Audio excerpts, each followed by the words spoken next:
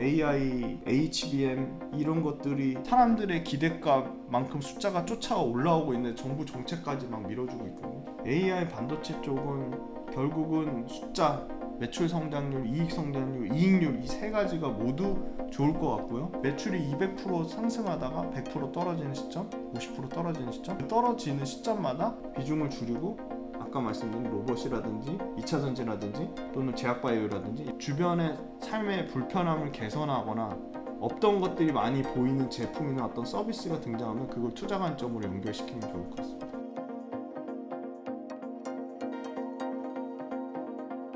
아니 이게 세 달에 16만 9천 원 맞아요, 웅달님? 네, 맞습니다. 3개월 다 해서 어. 이렇게 4개 강의에 16만 9천 원. 아닙니다. 요거에 한 곱하기 3.5 정도는 준비가 되어 있습니다. 그리고 어마어마한 분들이 강의를 하십니다. 이렇게 네. 다 해서 16만 9천 원인 거죠? 네, 맞습니다. 와, 지금 강의 숫자로 진짜 치면 대박이네. 12강 정도가 되는 것 그렇죠. 같아요. 12강에 한 16만 15,000원 9천 정도 원. 되는 거죠, 한 강의? 그러니까요. 그러니까 15,000원이면 네, 보통 대학생 과외도 한 5만 원 하는 것 같은데 이런 게 진짜 진정한 혜자인 것 같아요. 네. 앞으로 가장 주목하는 섹터가 있으실까요? 저는 이 로봇 산업 굉장히 커질 거라고 봅니다. 구조적으로 인간의 삶의 불편한 부분들을 상당히 많이 해소를 하고 있고요. AI를 포함한 대부분의 산업과 가장 융복합이 잘 되는 산업입니다. 로봇 산업의 자체 성장률도 30% 이상 넘어가고 있고요. 이거 재미난 사실인데 로봇 관련된 그 하시는 분들이랑 SBS에서 토론, 실제 로봇 회사를 운영하는 또 마침 또 제 한양대학교 선배님이시 모교 교수님이셨는데 그분이 로봇 관련된 분들이 너무 바빠졌다. 그리고 내가 예상했던 것보다 로봇에 빨리 돈이 들어오고 있다. 투자가 되고 있다. 그 말은 무슨 말이냐면 글로벌로 돈의 흐름이 로봇 쪽으로 가고 있다는 거고요. 주변에서 정말 활용도가 높아졌습니다. 심지어 이제 로봇이 에스프레소를 추출하고요. 대신 수술 보조로 들어가고요. 물류 창고 가면 아마존의 디지털한 로봇이 적재 이송하고 심지어 그게 이제 자율주행까지 결합되면 이제 조금 더 고난이도 작업을 하는 거죠. 조선 가면 제일 중요한 게 용접인데요. 용접은 상당히 고난이도의 기술을 요하는데 로봇이 용접을 직접 또 합니다. 유연하고 이 폭넓은 작업 수행 기술이 로봇이 굉장히 커졌죠. 왜 그동안 못 커졌냐? 너무 비쌌고요. 어떻게 활용해야 될지 몰랐거든요. 근데 로봇이 프로세서, 센서, 소프트웨어, 플랫폼이 아주 경쟁력이 있는 것들이 엄청나게 많이 생기면서 로봇의 활용도가 플랫폼화 됐습니다. 그리고 로봇의 가격이 싸졌습니다. 심지어 휴머노이드 로봇을 이 일론 머스크가 2만 불대 밑으로까지 떨어뜨리겠다고 할 정도로 로봇의 가격이 많이 싸졌고요. 엄청나게 경쟁력 있는 가격이 싸졌죠. 그런데 우리나라뿐만이 아니라 전 세계적으로 인구는 계속 고령화 사회로 가고 있습니다. 그러면 힘들고 어려운 일, 불편한 일 결국 누군가가 대체해줘야 되는데 로봇밖에 대체 상황이 없는 거죠. 그 다음에 세 번째는 로봇 과연 이걸로 비용 절감할 수 있을까? 제조업체 입장에서는 로봇 한 대 들이는 게 인건비보다 훨씬 싸요. 인건비가 너무 비싸지는 거예요. 앞으로 인건비는 계속 올라갑니다. 최근에 속초 갔는데 그 판매하시는 분이 전부 다 동남아 분들이에요. 한국 분이 한 명도 없으세요. 근데 그것도 이제 로봇으로 바뀔 것 같아요. 그래서 로봇의 결국은 양산 능력, 상품화 능력, 자본력인데 상품화 능력, 양산 능력, 자본 능력 대기업들이 지금 앞다퉈 뛰어들고 있잖아요. 삼성이 레인보우 로보틱스 인수했죠. LG는 뭐 로봇 관련된 기업 인수, 지분 인수한 것만 20개가 넘습니다. 삼성, LG, 두산, 하나는 또 재밌어요. 하나는 갤러리아라는 유통을 갖고 있잖아요. 그래서 피자, 세계에서 가장 피자를 잘 굽는 로봇 회사를 인수했고요. 그 다음에 그걸 심지어 갤러리아 유통에 이제 들어갑니다. 두산은 협동 로봇의 1등입니다. 지금 협동 로봇이 사람들은 공장에만 도와서 쓰는 걸로 생각하는데 협동 로봇이 아까 말씀드린 커피를 추출하고요. 병원에 들어가고요. 엄청나게 많은 데 쓰이는 거죠. 제약바이오 산업에도 들어가고요. 그래서 로봇이 저는 이게 굉장히 자본력, 양산 능력, 상품화 능력 모두 갖춘 대기업이 지금 미친 듯이 뛰어들고 있어서 새로운 시장을 창출하고 있고요. 우리나라는 국가별 로봇 밀도에서 1위입니다. 로봇을 많이 쓸 수밖에 없는 상황이에요. 우리나라 인건비도 계속 비싸지죠. 우리나라 이미 초고령화 사회죠. 할 수 있는 우리는 제조업이 굉장히 강한 나라인데 제조업의 이 로봇의 활용도가 매우 큰 거죠. 재미난 거는 로봇 관련돼서 상위 4개 국가가 싹쓸이에요. 85% 독점이에요. 대단하죠. 이 85% 독점하는 나라에 우리나라가 들어갑니다. 왜냐면 우리나라가 로봇 로봇 인구 밀도라는 국가별 로봇 밀도 1등이거든요. 그래서 상위 4개 나라가 바로 미국, 일본, 우리나라, 중국입니다. 이 4개 나라 각종 로봇을 싹쓸이 하고 있고요. 물론 그건 있습니다. 로봇의 가장 어떻게 보면 고난이도라고 할 수 있는 상위, 그러니까 상황을 인지하고 판단하는 이 사람으로 치면 뇌에 해당하는 소프트웨어 개발은 거의 미국과 일본 쪽에서 개발을 하고 있고요. 근데 그 밑단의 하드웨어 단에는 아까 말씀드린 두산 로보틱스라는 회사가 잘하고 있어요. 그리고 의료용 로봇에는 압도적으로 큐렉소라는 회사가 있고요. 물류 로봇에는 T 로보틱스라는 회사가 있습니다. 뭐 삼성이 하는 레인보우 로보틱스는 휴머노이드 로봇 쪽에서 잘하고 있고요. 그래서 이 사람과의 상호작용도 중요하고 로봇을 사회에서 얼마나 받아들이는지 수용성도 중요한데 제반 환경이 엄청나게 개선되고 있다는 거죠. 그러니까 그만큼 저항성이 낮아지고 있다는 거고요.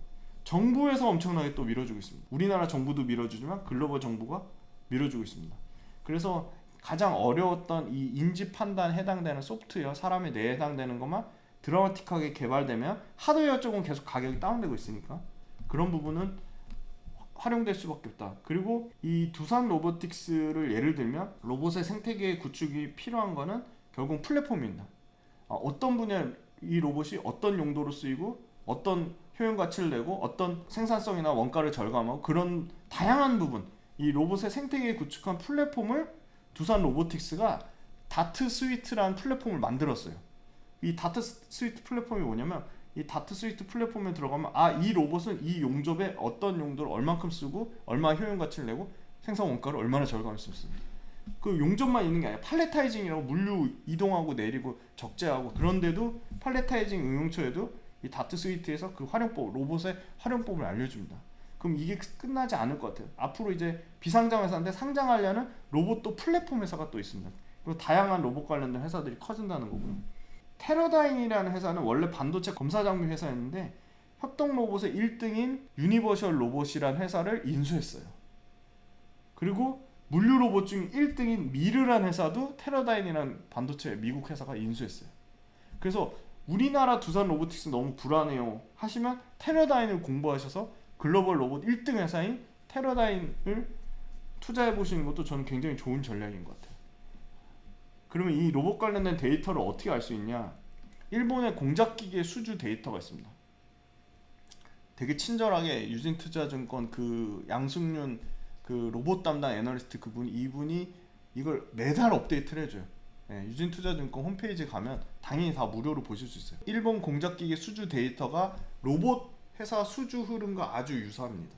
그 말은 무슨 말이냐면 공작기계 수주 데이터가 다 결국은 자동화 설비 이런 거거든요. 기계거든요. 그럼 거기에 로봇 데이터도 같이 따라 올라가는 거죠. 그래서 공작기계 수주 데이터로 로봇 산업이 앞으로 좋아지겠구나 그런 선행성을 파악하실 수 있는 겁니다. 그래서 결국은 융복합이 잘 되고 글로벌 돈이 몰리고 있고 글로벌로 정부 정책이 밀어주고 있고 아까 말씀드린 생산성, 원가 절감, 구조적으로 인건비가 증가하는 시대, 초고령화 시대에 맞는 로봇 산업이 앞으로 커질 거고 실제 로봇 시장 자체 협동 로봇만 해도 우리나라 두산 로보틱스가 글로벌 4위권입니다. 근데 글로벌 3위의 대만의 테크맨 로봇이라는 회사랑 의료 로봇 회사는 큐렉소라는 회사가 있습니다. 이 회사는 전 세계 80개국, 이제 100개국까지 확대된다고 해요. 100개국에 수출하는 회사고요. 이 수술 로봇 하면 또 반드시 공부해야 될 회사가 이 다빈치를 만드는 수술 복강경 수술 로봇의 대명사인 다빈치를 만드는 인투이티브 서지컬이라는 회사가 있습니다. 이 회사급의 기술력은 아니지만 지금 그 인투이티브 서지컬 쪽 수준까지 가고 있는 큐렉소라는 회사가 있고요. 큐렉소는 이미 상당 부분 대형 병원, 종합병원에 그 복강경 수술 보조 로봇으로 들어갔고요. 당연히 수출을 하고 있습니다. 이거 수출 연간 100대씩 팔아요. 그래서 지금 얼마냐면 2024년이죠. 올해 기준으로 로봇 매출만 500억씩 나는 회사입니다.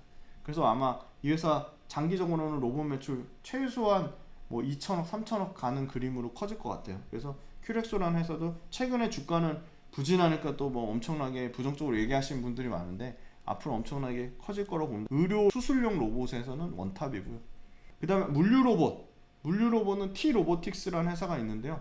예를 들어 2차 전지 이 공정도 다 이제 자동화되고 생산 원가 절감이 이 제조업체의 입장에서는 초미의 관심사인데 2차 전지 SK온 우리나라 3위 업체죠.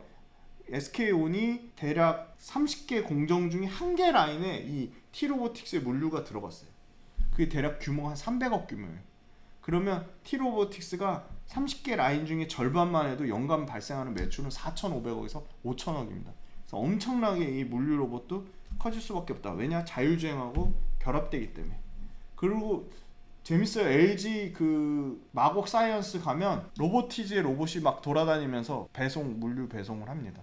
그래서 로봇의 시장성은 앞으로 상당히 커질 거고 산업과의 다른 타 산업과의 융복합이 빠른 시간 안에 얼마나 효율적으로 일어나는지를 확인해 보시면 좀 재밌을 것 같습니다. 올 하반기에서 내년까지 주식 시장을 이끌 주도주. 올해 하반기에서 내년까지 주식 시장을 이끌 주도주는 무엇일까요? 내년까지는 솔직히 AI 반도체 쪽이 제일 좋을 것 같아요. AI 반도체 쪽은 결국은 숫자, 매출 성장률, 이익 성장률, 이익률 이 세 가지가 모두 좋을 것 같고요. 엔비디아를 필두로 한 AI, HBM 이런 것들이 사람들의 기대감만큼 숫자가 쫓아 올라오고 있는 정부 정책까지 막 밀어주고 있거든요. 그래서 AI 반도체가 제일 좋을 것 같은데 AI 반도체도 계속 주가가 갈 수는 없고 매출이 200% 상승하다가 100% 떨어지는 시점, 50% 떨어지는 시점, 그 떨어지는 시점마다 사람들 기대값은 안 떨어지는데 숫자가 결국 더 빠르게 떨어질 수 있거든요. 그럼 그럴 때마다 비중을 줄이고 아까 말씀드린 로봇이라든지 2차 전지라든지 또는 제약바이오라든지 주변의 삶의 불편함을 개선하거나 없던 것들이 많이 보이는 제품이나 어떤 서비스가 등장하면 그걸 투자 관점으로 연결시키면 좋을 것 같습니다. 종목을 고를 때 어떤 지표나 정보를 가장 중요하게 보시나요? 산업 뉴스입니다. 산업 뉴스. 근데 요새는 너무 투명하게 매달 수출 데이터가 잘 나오기 때문에 수출 데이터를 월별로 체크하는 게 저는 가장 중요한 것 같고요. 왜냐면 우리나라 대부분의 코스피나 코스닥에 상장된 회사들은 글로벌 수준과 맞먹어도 될 정도로 어떤 기술력이라든지 제품력이라든지 어떤 시장의 점유율을 갖고 있는 회사이기 때문에 주식시장에 상장된 회사는 물론 다 그런 건 아닙니다. 이상하고 나쁜 회사들도 많은데 정상적인 회사라면 글로벌 경쟁력을 갖고 있기 때문에 수출의 비중이 그 회사 전체 차지하는 매출과 이익에서 50%가 넘어갑니다. 그러면 수출 데이터가 좋아진다는 건 그 회사가 매출과 이익이 구조적으로 성장한다는 거니까 그래서 수출 데이터를 가장 중요하게 보고요. 그 다음에 두 번째는 그 회사 관련된 개별 기업보다는 산업을 봅니다. 산업을 이 회사가 아까 말씀드린 정부가 정책적으로 밀어주는 건지 아니면 이 회사가 자체의 기술력이나 어떤 자체의 상품력이나 자체의 서비스력으로 어떤 시장의 파이를 키워가고 있는지 그리고 이 회사가 소위 말하는 그 이익률을 높이기 위해서 어떤 비용 절감을 하고 원가 절감을 하고 생산 공정을 뭔가 혁신하는 그런 부분들이 있는지 회사에 대해서 디테일하게 공부를 하시는데 만약에 신문에 나온 기사로 부족하면 전화하세요. 전화. 궁금한 거를 정리해 가지고 귀찮게 하셔야 돼요. 손품을 파셔야 돼요. 제일 좋은 건 직접 찾아가면 더 좋고요. 찾아가는 게 어려우면 전화해서 궁금한 것들을 물어보는 거죠. 이렇게 물어보시는 거예요. 뭐 제가 알기로는 T로보틱스의 물류 로봇이 국내에서는 1등인 것 같은데 경쟁사는 뭐 어디가 있나요? 그 경쟁사나 어떤 차별점은 어떤 차별점이 있나요? 뭐 기술적인 차별점이 있나요? 아니면 뭐 가격 원가 경쟁력의 차별점이 있나요? 그런 것들을 다 메모해서 나만의 투자 노트를 만드시는 겁니다. 그걸 보시고 당연히 기사는 인터넷으로 찾아보지 마시고 전자 쪽은 딜렉이라고 IT 쪽은 굉장히 딜렉이 기사가 디테일하게 잘 나오거든요. 전자 쪽에 딜렉, 전반적인 산업은 EBN 뭐 이런 산업 전문 신문 아니면 뭐 주간으로 발생한 주간지라도 하나 정도는 구독해가지고 꾸준히 보시면서 그거를 나만의 스타일로 내 투자 노트에 기록을 해두시는 겁니다. 그렇게 하고 수출 데이터 매달 챙겨보시고 그리고 세 번째는 책 그냥 주식 매매에 관련된 책 보지 마시고 요새 AI가 핫하니까 AI 관련된 좋은 책들이 뭐 많이 나오더라고. 뭐 AI 투자의 전쟁이라든가 뭐 다양한 책들 2차 전지 관련된 뭐 책도 있을 수 있고 요새 로봇이 핫하니까 로봇 관련된 책이 있을 수 있고 그래서 책을 또 같이 보시면 원론적인 펀더멘탈 측면은 다 숙지하실 수 있으니까 그렇게 보시고, 그리고 개별 아주 드물긴 한데 저는 채널 키우면은 개별 기업 계시는 뭐 사장님이나 그런 밑에 뭐 그 실제 실무 하시는 분들 많이 초대해서 그분들 직접적인 업계 돌아가는 얘기 듣고 싶은데 그거 하는 데가 별로 없더라고요.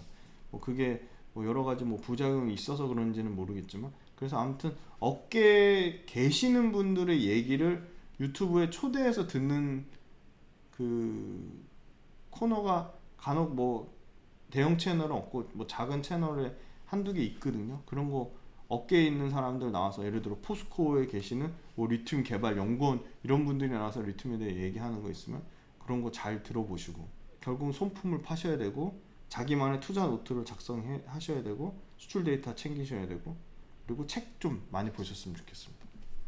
책이랑 아까 활자된 하나 주간지나 일간지 정도 하나 계속 꾸준히 보시면, 산업면을 보시면 거기에 투자 아이디어가 있습니다. 지금 같은 시장에서는 단기 투자와 장기 투자 어떤 것이 더 적합할까요? 장단기를 내 자금의 보유 기간에 맞게 설정하는 게 중요한 것 같고요. 저는 종잣돈 최소 1억 만들기 전까지는 조금 어느 정도의 매매는 필요하다고 생각합니다. 단기 투자는 단기 투자대로 반드시 필요한데요. 저도 초창기에 제가 이제 19년 차인데 주식 투자한 지 이제 내년이면 20년 차인데, 장기 투자가 마치 정답인 것처럼 시장에 되게 그렇게 많이 포장이 돼 있는데, 어떻게 보면 장기 투자가 더 불확실한 거죠. 더 너무 먼 미래니까. 그러니까 예를 들어 그런 거예요. 시가총액 1등 삼성전자랑 현대기아차 빼고는요 나머지는 다 바뀌었어요. 시총 1등부터 10등 사이에. 그러니까 그만큼 우리나라 장이 변동성이 큰 거거든요. 그래서 어느 정도 단기로 열심히 내가 분석한 기업이 어떤 정부 정책의 모멘텀이나 어떤 외국 기관의 수급이나 어떤 펀더멘탈의 새로운 동력이 결합이 돼서 주가가 슈팅이 나올 수 있다면 그거에 대해서는 일부 비중 조절을 하되 매매는 좀 하셨으면 좋겠어요. 왜냐면 너무 흐름이 빨라요. 최근 들어 전력기기 지금 거의 연초부터 6월달까지 6개월 내내 강한데 그 전에 사라진 것들 많죠. 뭐 예를 들어 초전도체가 그랬고요. 동해 석유 이것도 금방 박살 날 겁니다. 석유가 그랬고, 갑자기 뭐 북한에서 뭐 한다고 하면 그때 잠깐 방산주 중에 현대로템 이런 거는 전 뭐 글로벌로 수주 받는 거니까 조그만 회사들 있어요. 이렇게 왔다 갔다 하는 회사들. 그런 것처럼 이 매매 사이클이 굉장히 좀 짧아졌거든요. AI 예를 들어 어느 순간 폭증하면서 올라갔던 뭐 제주 반도체라든지 가온칩스라든지 이런 디자인 하우스, 패밀리스 회사들은 지금 다 박살났거든요.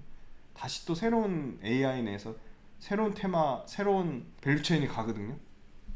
그래서 이 투자의 시기가 너무 짧아졌으니까 그 안에서 좀 빠르게 치고 빠지는 어느 정도 매매는 저는 꼭 필요하다고 봅니다.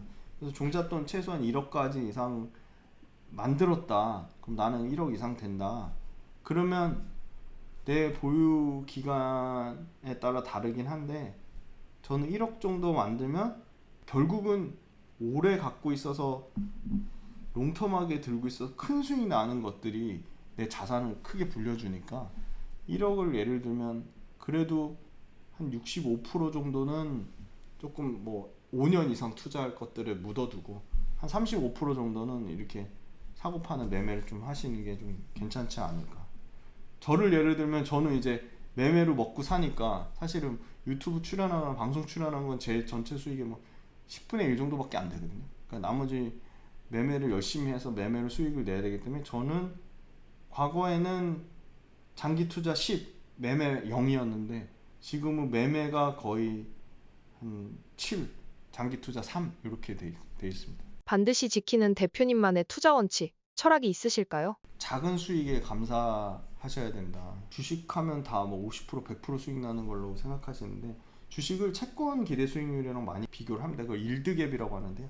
주식의 수익률이 채권의 기대 수익률, 예를 들어 지금 채권의 기대값이 많이 올라왔죠. 채권 뭐 10년물 장기채 기대 수익률이 5% 정도면 주식의 기대 수익률은 대략 뭐 한 8% 정도 나면 괜찮은 거죠. 왜냐면 주식은 변동성이 있으니까. 예를 들어 뭐 AI 내가 한미반도체 연초에 들고 있었으면 막 180% 수익 나니까 그게 마치 기정사실인 것처럼 생각하시면 절대 안 될 것 같고, 그냥 작은 수익 5%면 5%, 10%면 10%도 꾸준히 쌓아가는 게 중요하기 때문에 저는 죽어도 지키는 거는 제일 중요한 건 손절매인 것 같아요. 그러니까 손절매를 한다는 얘기는 내 판단이 틀렸다는 걸 인정하는 겁니다. 그리고 추세가 깨졌다는 겁니다. 그러니까 주가가 올랐다가 갑자기 확 빠지는 건 오히려 괜찮습니다. 그런데 이게 하루에 3%, 4%, 2%, 뭐 6%, 1% 계속 추세적으로 하락하는 거는 내 판단이 틀린 거거든요. 시장에서 그 회사에 대한 밸류에이션을 인정을 안 해주는 거거든요. 아니면 단기간에 너무 높은 밸류에이션을 받아서 밸류에이션이 정상화되는 과정이 있는 거니까 결국은 손절매를 기계적으로 하셔야 된다.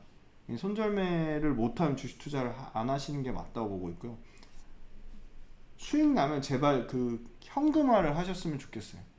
수익 나면 저도 그 수익 나는 거 자꾸 재투자해가지고 분리가 안 되는데, 수익 나서 예를 들어 내가 100만 원 투자해서 20만 원 수익 나면 나는 복리 효과를 누릴 거니까 120만 원 다 투자할 거야. 그렇게 하는 것보다는 100만 원 중에 20만 원 수익 나셨으면 딱 현금화해서 찾아가지고 채권에 넣어놓든 뭐 CMA에 넣어놓든 아예 빼시는 거, 분리하시는 거, 그 되게 중요한 것 같아요. 그래서 계속 내 원금 갖고만 투자하시는 거예요.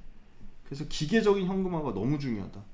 그 다음에 세 번째는 한 종목 몰빵 절대 안 하셨으면 좋겠어요. 그렇다고 나 1억 갖고 있는데 종목 100개 갖고 있는 거, 그건 의미가 없고, 현실적으로 예를 들어 1억 정도 갖고 있다? 저는 한 5종목이면 괜찮은 것 같아요. 나 1000만 원 갖고 있는데요? 1000만 원은 몰빵해야 되지 않아요? 제 개인적인 견해는 1000만 원 정도면 한 3종목 갖고 있는 거 괜찮다고 봅니다. 그래서 제일 중요한 거는 손절매, 그보다 중요한 건 작은 수익에 감사할 줄 아는 거, 세 번째 수익 나면 기계적인 현금화, 네 번째 분산 투자.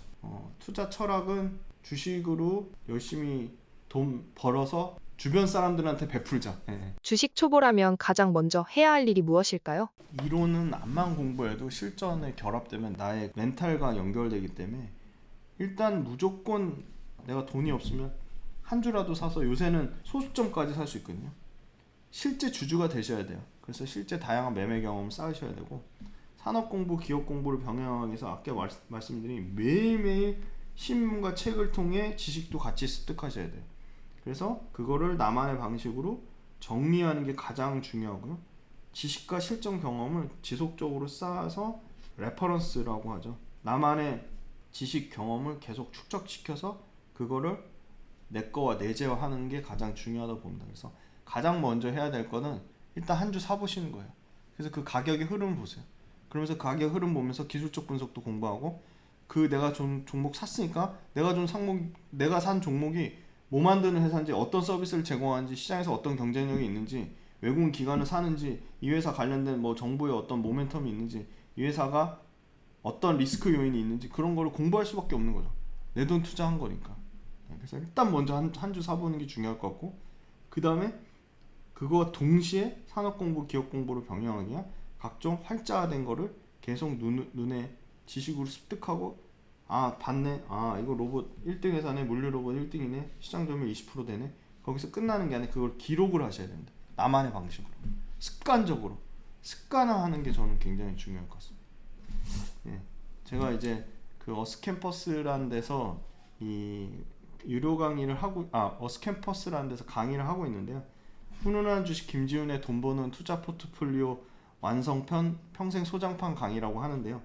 이 제일 중요한 거는 아주 기초 강의입니다. 주식 투자 A부터 Z까지 독립적으로 핵심 두 가지죠. 첫 번째가 기업의 펀더멘탈, 좋은 기업인지 판단하는 거. 두 번째가 적정 가격인지, 그 적정 가격을 판단하는 게 기술적 분석인데, 그거를 다 통합적으로 올인원으로 다 하실 수 있도록 이 돈 버는 투자 포트폴리오 완성판 평생 소장판 강의를 진짜 영혼을 갈아서 정말 혼신의 힘을 다해 만들었습니다. 그래서 보통 이제 강의를 통해서 제가 생각하는 거는 그겁니다. 더 이상 이제 유튜브 종목 소개나 다른 사람 그 기동량에 의존하지 않고 본인만의 독립적이고 아주 명확한 투자 판단 기준, 그리고 매매 전략이 충분히 이 강의를 통해서 좀 세워지시길 바라는 마음으로 만들었고요.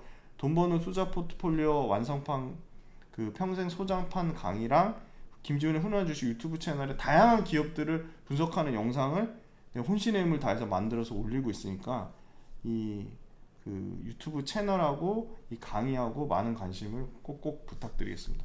그리고 이 돈 버는 투자 포트폴리오 완성판 평생 소장판 강의는 아마 이거 하이라이트 고정 댓글로 달아주시면 너무 감사할 것 같습니다.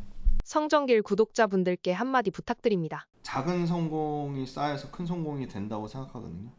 그러니까 하나하나 단계별로 스텝 바이 스텝으로 작은 성공을 많이 일단 쌓으셨으면 좋겠어요.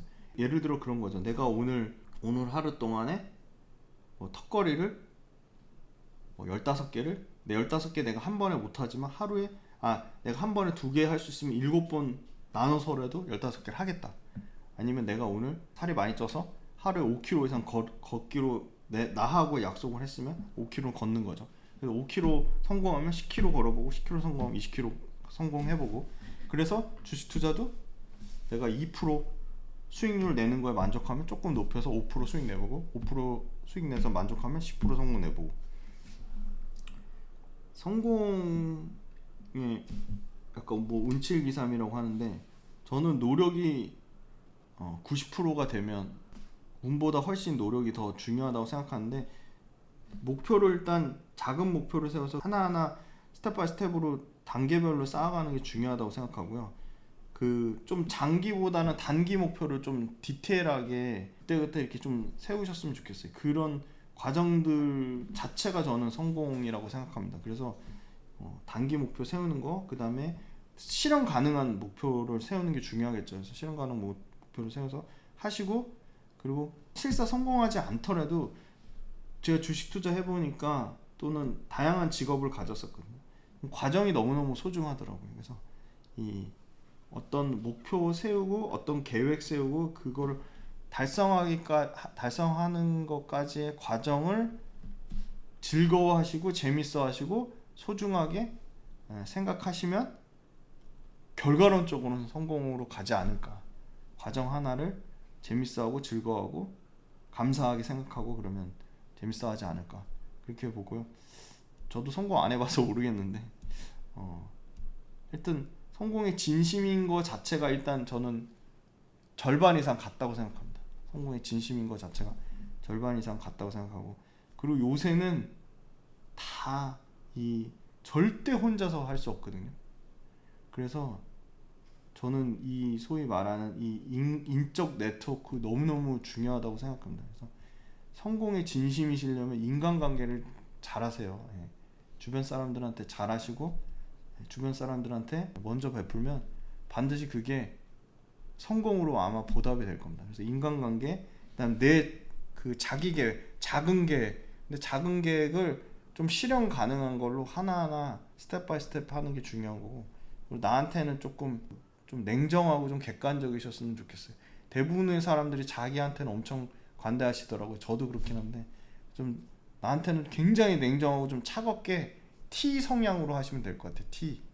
그리고 작은 목표 세우시고 그거 세 가지. 그리고 주변 사람들한테 잘 베풀고 인간관계 하시다 보면 그게 성공으로 돌아오지 않을까. 그리고 과정을 즐기는 거 그게 전 과정 즐기는 거 사실 그게 제일 중요한 것 같습니다. 이 구독자분들 다 엄청나게 성공하시고 경제적 독립, 경제 자유 꼭 누리셨으면 좋겠습니다. 7월에 한 번, 9월에 한 번 이렇게 2번 강의하는데 해외 거래소 사용법으로 강의를 하거든요. 저는 기왕이면 해외 거래소를 이용하면 쌀 때 더 쌀 때 살 수 있고 팔 때도 더 비쌀 때 팔 수 있거든요. 해외 거래소에서 쓸만한 거래소를 일단 골라주고 그 중에서도 우리가 자주 쓰는 메뉴 그 정도만 우리가 익혀도 충분하거든요. 그리고 두 번째 강의는 팽돌이 작가님 그냥 알트코인을 너무 해박하세요. 네, 뭐 하나 이렇게 툭 던지면은 모르는 알트가 별로 없으세요. 네. 팽돌이 작가님은 알트 뭐 가졌나요? 네, 저라면 그냥 안정적으로 비트코인 안 사고 이더리움을 반을 사겠습니다. 뭐 이런 식이에요. 정말 시원시원하게 다 알려주거든요. 제가 생각하기에 가장 목말라 하는 코인 강의는 팽돌 작가님이 아닐까 저는 그런 생각이 듭니다.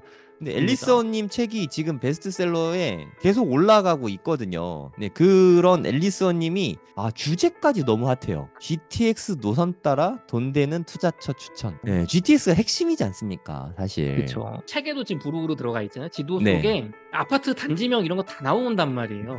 찝어주는 그거 정말 시원시원하세요. 그거 어떻게 보면 네. 좀 7월 달은 좀 시원시원한 분들이 모였다. 맞아요. 네. 이호석 대표님은 투자 전반에 관해서 매크로도 잘 보시고 다 다루시잖아요. 고래동 공부는 진짜 다 모실 수 있구나. 진짜 이게 보통 커뮤니티가 아닙니다.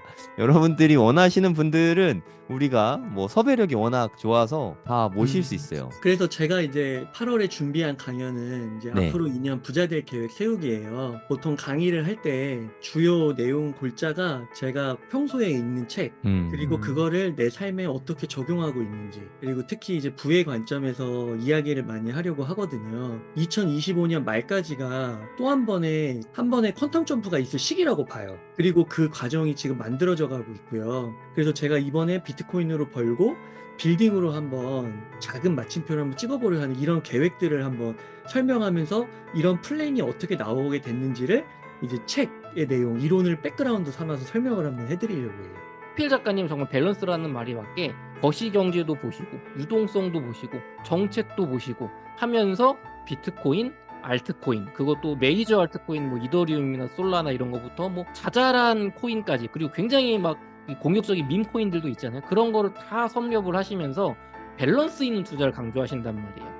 무조건 알트만 하면 안 된다. 그렇다고 비트코인만 해서도 안 된다. 선견지명이라고 할까? 그게 있으신 분이니까 저는 정말 기대하고 있습니다. 막내 아들이 엄마한테 차근차근 알려주듯이 뭐 이런 느낌으로 강의를 해주시거든요. 그게 호필 작가님의 가장 장점이라고 생각합니다.